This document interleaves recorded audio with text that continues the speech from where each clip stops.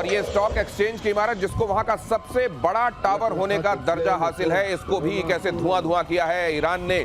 आज जो ये स्टेज आई है, मेजर गौरव आर्य और एयर मार्शल पीके श्रीवास्तव मेरे साथ जुड़ रहे हैं, उनके साथ हम ये समझेंगे कि क्या ये एक्सपेक्टेड था, इस लेवल का, इस क्वांटम का एक्सपेक्टेड था, क्या ये सोचा जा रहा होगा, बेंजामिन नेतन्याहू सोच रहे होंगे? जी बिल्कुल दिनेश, मुझे ऐसा लगता है कि इजराइल ने पूरा सोच समझ के, और आज से नहीं कई दसियों साल से इजराइल ये सोच रहा है, और इजराइल ने कई बार ऐसे प्रस्ताव भी रखे। भारत के पास प्रस्ताव रखा कि आप पाकिस्तान को ठोकिए, हम आपके साथ हैं, हम ठोकेंगे आपके लिए। उन्होंने ये प्रस्ताव अमेरिका को कई बार रखा, लेकिन लोग जो हैं हर समय पीछे हटते गए। इस बार ट्रंप ने आशीर्वाद दिया, नेतन्याहू ने हमला करा, और ये होना था। अभी भगवान ना करे ऐसा हो, लेकिन ऐसा हो सकता है।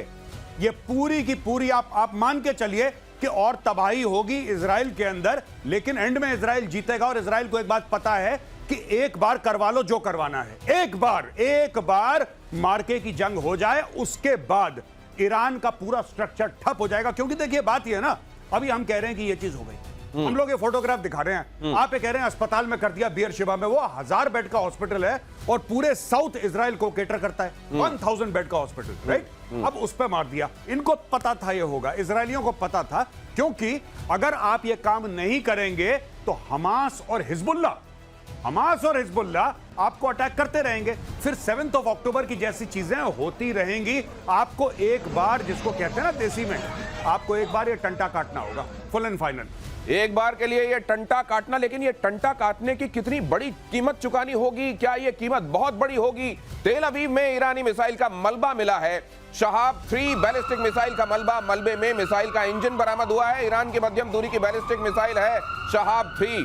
और एयर मार्शल पीके श्रीवास्तव अक्सर बताते हैं कि दुश्मन की तकनीक को समझने के लिए उनके ऐसे इंस्ट्रूमेंट्स जो उतने बर्बाद नहीं हुए होते हैं वो बड़े काम आते हैं। ये तो पहले ही पता होगा वैसे इजराइल को कि इसमें क्या-क्या, इसके बारे में ठीक से पता था, तो ऐसी कोई खास इस वक्त डिस्कवरी नहीं। लेकिन हाँ, मिलना ये पता चलता है कि आज वो क्या चला रहे हैं हमारे ऊपर, और अगर ये मिल जाता है तो उसके बाद उसकी काट भी आप पैदा कर सकते हैं, जैसा मैंने पहले भी कहा था। और ये हमें हमेशा से ये थी संभावना, और जैसे गौरव बता रहे थे, संभावना थी, और इसको फैक्टर नहीं किया था। जब भी आप लड़ाई करते हैं तो आपके पास जरूर फैक्टर इन करते हैं कि दुश्मन उसका जवाब कैसे देगा। ईरान मिसाइल फोर्स है, ये पता था। ईरान के पास यूरेनियम का इनरिचमेंट हो रहा है, ये पता था। 60% तक पहुंच गया, ये भी पता था। तो अगर आपके पास मिसाइल फोर्स है और यूरेनियम भी आपके पास है, तो न्यूक्लियर वेपन बनाने में कोई बहुत ज्यादा टाइम नहीं लगेगा। इसीलिए ये सब हो रहा है। और उसी के अगर उसके परिप्रेक्ष्य में अगर आप इसको देखते हैं तो इसका मिलना शहाब 3 के, उसका हमें पता है कि किन मिसाइल से मार हो रही है। अब जो हाइपरसोनिक मिसाइल्स आती हैं और ड्रोन्स भी साथ में आते हैं, तो जो आपने कहा लीक थ्रू, तो लीक थ्रू होता ही होता है, और इंफ्रास्ट्रक्चर के ऊपर अटैक हो रहा है। अगर आप देखिए हॉस्पिटल, स्टॉक एक्सचेंज और इन चीजों पर अटैक होना, इसका मतलब जानबूझ के सिविलियन इंफ्रास्ट्रक्चर अटैक करके साइकोलॉजिकली ईरान को दबाने की कोशिश की जा रही है, इजराइल को दबाने की, साइकोलॉजिकली दबाने की कोशिश की जा रही है। तो यहाँ कई फ्रंट पर बहुत सारी चीजें हो रही हैं। अगली खबर देखिए, इजराइल का ईरान पर जबरदस्त पलटवार। ईरान में अराक हैवी वाटर रिएक्टर पर, हालांकि ये पहले हो गया था, ये रात के वक्त ये हमला हो गया था, अराक हैवी वाटर रिएक्टर पर हमला हुआ, और उसके बाद ईरान की तरफ से 35 के आसपास मिसाइलें एक साथ छोड़ी गई इजराइल पर। ईरान के न्यूक्लियर प्रोग्राम का अराक अहम हिस्सा, अराक में बड़े पैमाने पर हथियारों का प्रोडक्शन होने की खबरें थी। हमले से पहले इजराइल ने दी थी चेतावनी, शहर के लोगों से इलाका खाली करने के लिए कहा था। मेजर गौरव आर्य, इस जगह को क्यों चुना गया? देखिए बात यह है कि इजराइल सिर्फ वही चीज चाहता है कि किसी तरीके से ईरान को डिनाई करा जाए कि उसके पास न्यूक्लियर वेपन्स हो, और वो न्यूक्लियर वेपन्स को कैरी करने का, यानी कि जो बैलिस्टिक मिसाइल होती हैं, लॉन्ग रेंज, इंटरकॉन्टिनेंटल, राइट, और इंटरमीडिएट रेंज, वो बैलिस्टिक मिसाइल्स की जो सलाहियत है, जो कैपेबिलिटी है, उससे ईरान को डिनाई करा जाए। तो हेवी वाटर इज यूज्ड। अब ये वहां पे रिफाइन करेंगे, सेंट्रीफ्यूज होंगे, तो आपके पूरे मामले में आपका इसका इस्तेमाल होता है। इस साइट को मारा गया, और इस साइट को मार के तिल मिला के फिर ईरान ने वो मिसाइलें फायर करी, जो कभी अस्पताल गई, कहीं गई, उसके रिएक्शन में। यही तो आप कहना चाह रहे हैं? बिल्कुल कि साहब इसके रिएक्शन में ये हुआ। तो अब आप ये देख लीजिए सब लोग यहाँ पे कि इजराइल किस चीज को टारगेट कर रहा है। इजराइल टारगेट कर रहा है जहां पे हथियार बनते हैं, और ईरान किसको टारगेट कर रहा है? ईरान वहां टारगेट कर रहा है जहां पे पेशेंट हैं, अस्पताल है। तो ईरान और हमास में कोई ज्यादा फर्क नहीं है दोस्तों। They have the same mindset, दिमाग, जहनियत दोनों की एक ही जैसी है कि जहां पे मासूम हो सबसे पहले उनके मिसाइल मारो।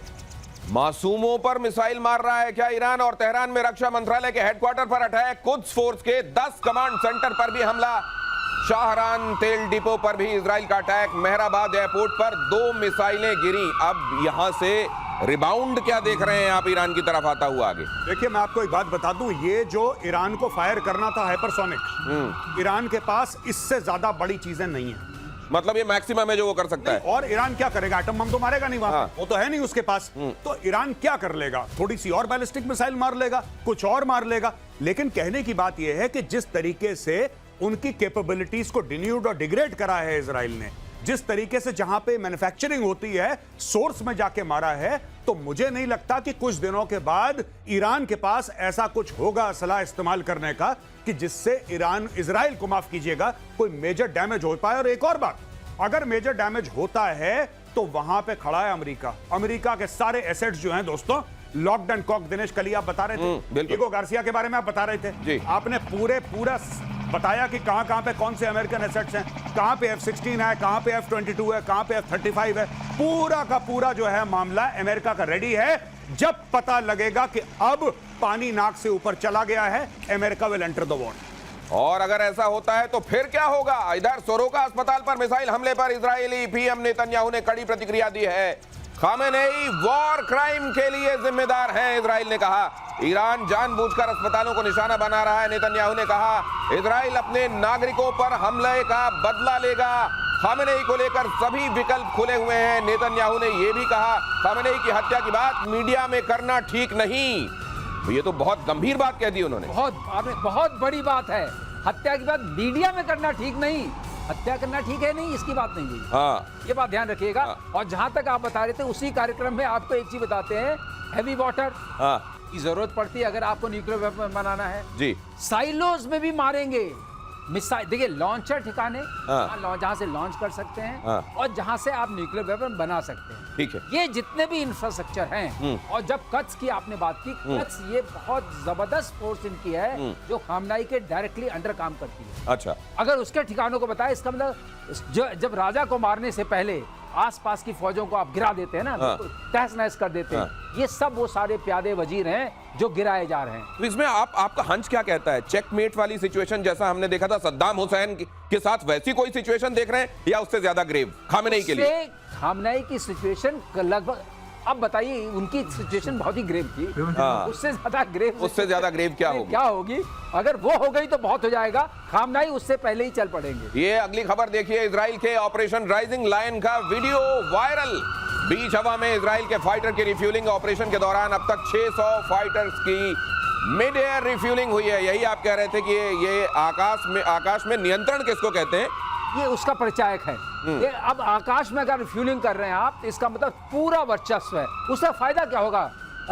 उसका फायदा ये होगा कि हम चुन चुन के मिसाइल के ठिकानों को मारेंगे, चुन चुन के जहां पर बन सकता है मारेंगे। लेकिन बड़ा इंटरेस्टिंग होता है श्रीवास्तव सर, ये देखना, मिड एयर रिफ्यूलिंग देखना, ये बड़ा इंटरेस्टिंग होता है। कैसे वो तेल से भरा हुआ टैंकर उड़ता हुआ एक तरीके से जाता है, उसकी नोजल जाती है और नोजल जाकर के उसमें एयरक्राफ्ट में, यहाँ तो उतना साफ विजुअल, ये थोड़ा डिस्टॉर्ट हो रहा है इसमें डालने में, लेकिन इतना समझ में आ रहा है कि इस जगह से, ये है वो जगह जहां से उसका निकला रहता है। उसमें ऐसे पकड़ने के लिए एक जाले टाइप का बना होता है। जैसे आपकी नोजल आई, वो जाले में लगी और उसको जाले ने पकड़ लिया। अच्छा, अब दोनों जहाज लगभग एक उससे रफ्तार से चल रहे हैं। वो मेंटेन रहता है, थोड़ी फ्लेक्सिबिलिटी स्पीड की जो वेरिएशन की होती है। और जहाज, तेल वाहक जहाज से फाइटर में तेल चला जाता है। तो ईरान के आसमान में कई बार ये रिफ्यूलिंग हो रही है। मैंने ही कहा, अगर ये मैं कर पा रहा हूं, इसका मतलब मुझे कोई खतरा नहीं है कि कोई मिसाइल मेरे ऊपर आ सकती है। और ये वर्चस्व है, तो आप चुन चुन के सारे लॉन्चर्स को, सारे ठिकानों को खत्म कर सकते हैं। ईरान का सरकारी टीवी चैनल हैक, देर रात इजरायली हैकर्स ने किया इसको हैक। IRIB टीवी समेत कई न्यूज चैनल हैक किए गए। टीवी पर लोगों से विद्रोह की अपील की गई। महसा अमीनी आंदोलन से जुड़े वीडियो प्रसारित किए गए ताकि वहां के लोगों को ये कहा जा सके कि यही समय है, सही समय है। क्या समझ में आ रहा है वहां के लोगों को? देखिए दिनेश जी, मैं आपको एक बात बताता हूं, बहुत सिंपल सी बात है। ये जो राइजिंग लायन है, ये क्या है राइजिंग लायन?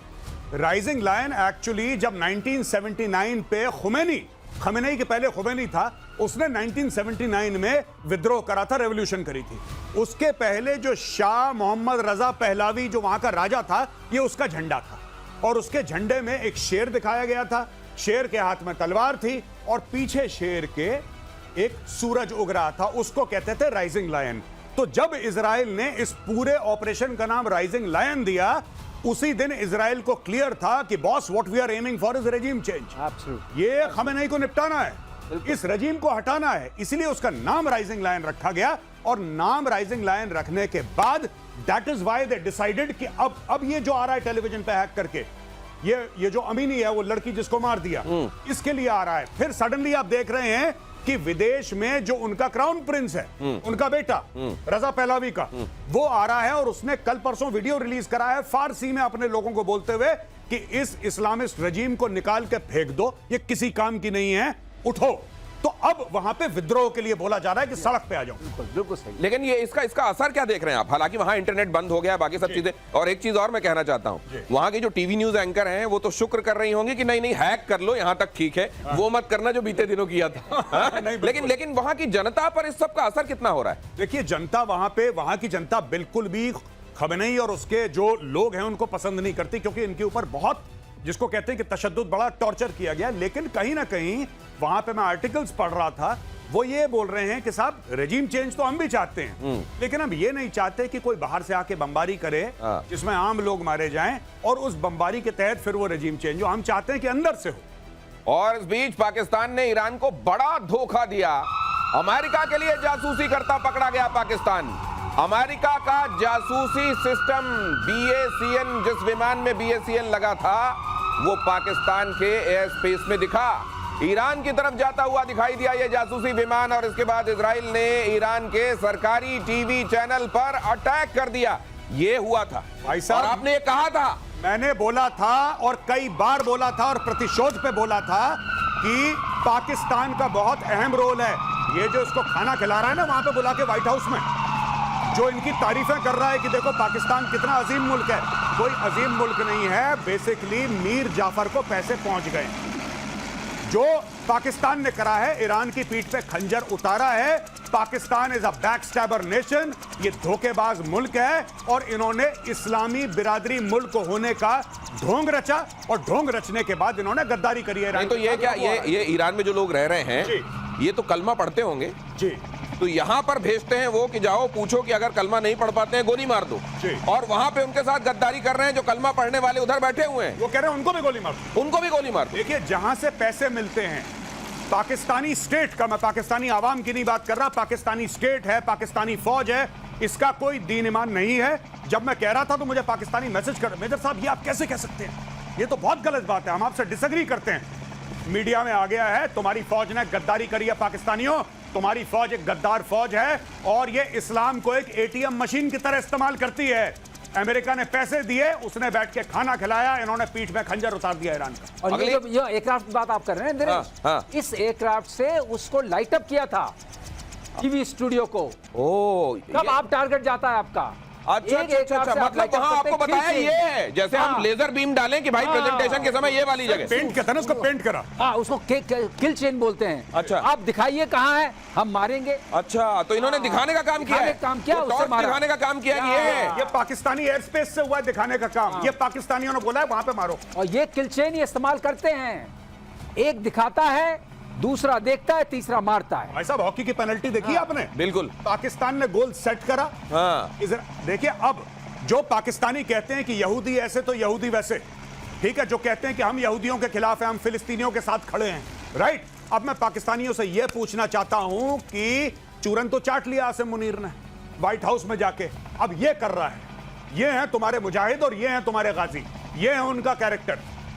तो जिन फिलिस्तीनियों के लिए ईरान कह रहा था कि वो खड़ा हुआ है, उस ईरान के खिलाफ उसकी जगह बता के टॉर्च मार के यहाँ हमला करो, ये कराया जा रहा है। अमीनी जो लड़की का आपने बात बताई, वो भी जरूरी है 10 दर्शकों को बताना। अमीनी 16 साल की लड़की थी जिसके ऊपर अत्याचार हुआ, बाद में उसी को मारा गया, उसी के खिलाफ वो दी गई। उसमें तो बड़ा बवाल हुआ था। अगली खबर यह है कि इजराइल के खिलाफ ईरान का बड़ा प्लान लीक हुआ। हूती, हमास और हिजबुल्लाह के साथ मिलकर बड़े हमले की तैयारी।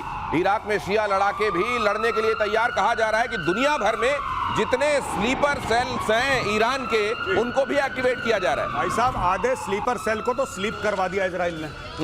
हिजबुल्लाह की कमर तोड़ दी, हमास को मार मार के उसका भरता बना दिया।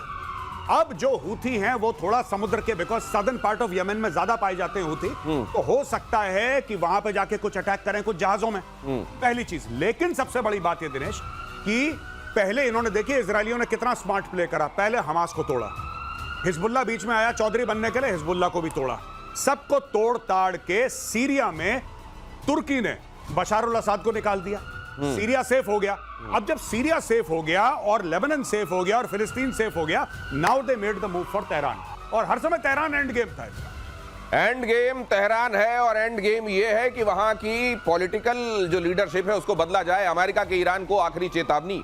सीरिया के लिए अमेरिका के विशेष दूत टॉम बैरक ने कहा, युद्ध में हिजबुल्लाह कूदा तो घातक होंगे परिणाम। अमेरिका ने भेजे लड़ाकू विमान और युद्धपोत। खामेनेई ने कहा, अमेरिका ने हमला किया तो तगड़ा जवाब देंगे। मुझको लगता है कि इस दौरान कुछ बेट्स भी डाले जा रहे हैं जिनको पक्का पता ही निकले जाएंगे बेट्स, और जैसे ही निकले जाएंगे वैसे ही कहा था ना कि ये किया तो मारेंगे, अब मार देंगे, मतलब एक बहाना मौजूद होगा।